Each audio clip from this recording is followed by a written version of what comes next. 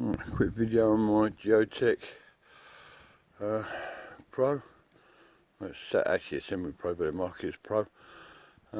Just bought it, giving it one quick go, but today's going to be a proper test. It's a TCP 100. I've got it attached to my little Massive Ferguson 140.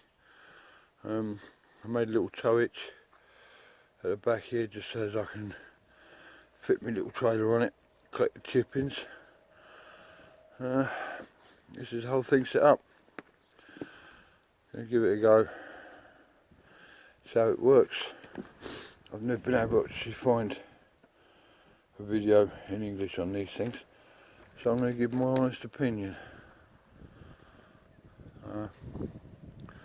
Power it up and let's give it a go, see what happens.